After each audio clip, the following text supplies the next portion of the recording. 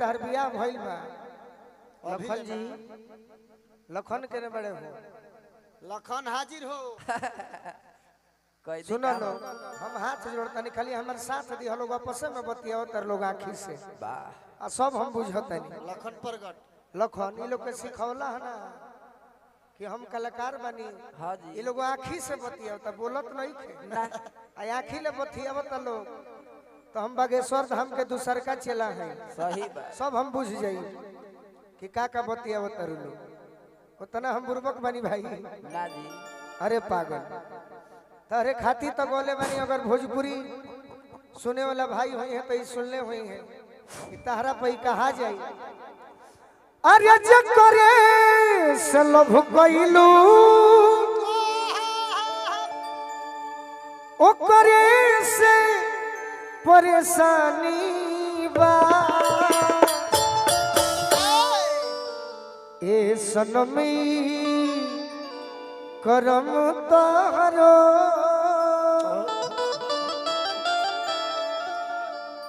लागे खानदानी बा। अच्छा हिंदी में गाना आप सुनिए मैडम जी इश्क और प्यार का थोड़ी से बोलो हूँ मैं डोरे लगता मर दे अरे इश्क और प्यार का अरे मजा लीजिए थोड़ा इंतजार का हाँ ठीक बात है ना खाता रू कम नहीं खू बाकी एगो लड़का कहता कि सुनो मजा भोजपुरियों में आवेला अरे कुंवर के प्यार में वाह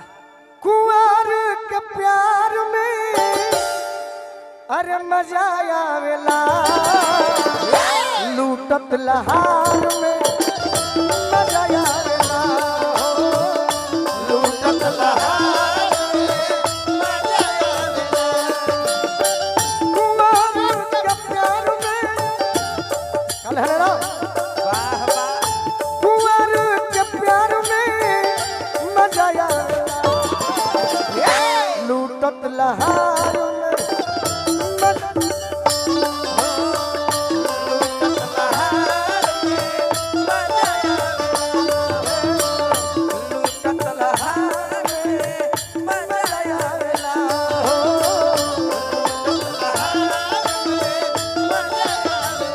अरे नहीं हर के यार में नहीं हर के यार में मजा आवेला लूटत लहार में मजा आवेला लूटत लहार में मजा आवेला लूटत लहार में मजा आवेला लूटत लहार में मजा आवेला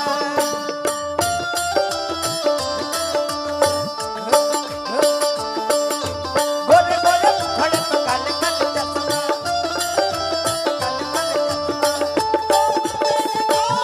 झूठे हैं करीब झूठे हैं करीब गोरे गोरे खड़े तो काले काले चश्मा गोरे गोरे खड़े तो काले काले चश्मा लूटत लहार में मजा आवेला लूटत लहार में मजा आवेला मजा आवता भाई तनी हाला को के बताई हलो वाह अभी कुछ देर में आई हम उन्हें होली सुनावे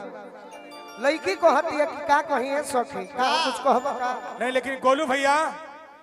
कोई लड़की नहीं डरेगी आप जैसा जैसा कहिएगा उन लोग एकदम ऐसा नृत्य करेगी नृत्य नु करेगी एकदम। हम वही ना चाहते हैं और का हम कहते नहीं कि घरे चलो हमारा पागल को एकदम ले लीजिए उधर ले लीजिए भैया बर्दाश्त नहीं कर रहे हैं बॉर्डर से कारू राय मुखिया जी के आशीर्वाद मिलल बार बार प्रणाम करब आशीर्वाद के प्रतीक्षा बा अरे घर परिवार से बचाई के नजरिया गोरिया के धोई के भरय कवरिया गोरिया के धोई के भरय कवरिया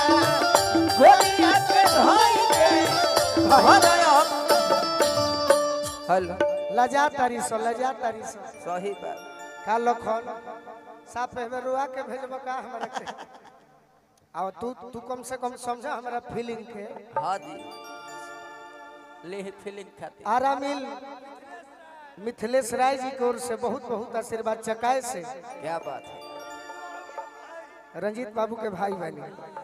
अरे घर परिवार से बचाई के नजरिया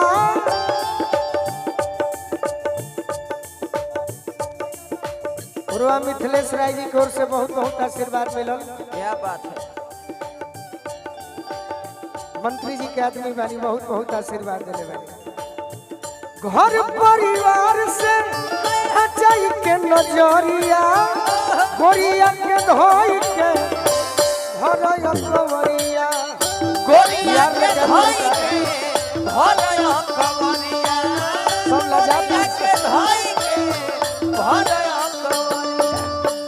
जाना तनी कहे डेरा तलो काहे सब अपन यार ले आइल बड़ी सब जहाँ गोलू राजा के धोइलू तो मारे पिटवाए सही बात अरे कलाकार world is stage live hit drama हाँ जी गॉड इज डायरेक्टर हाँ वी आर एक्टर वाह यानी जीवन एक मंच की तरह है जैसन रोल करब वैसने फल मिली सही बात मंच पाई बड़ू तो अभी हम तार हीरो बनी हाँ जी उनका के भुला जा अभी कुछ देर बढ़िया से भाव दे ना तो बैठा दे अकेले गालिब का भाई उनका के 13 नंबर में डालो अरे घर परिवार से बचाई के नजरिया गोरिया के धोई के भरया कवरिया गोरिया के धोई के भरया कवरिया गोरिया के धोई के भरया मिलल पिछुआर में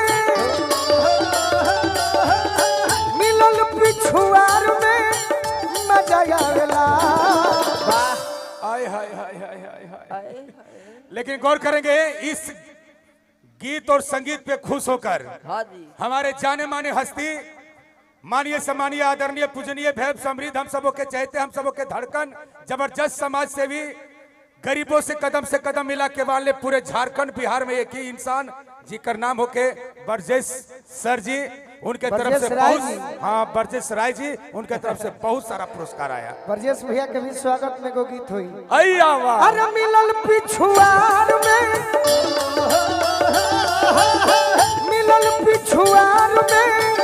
मजा आवे वाह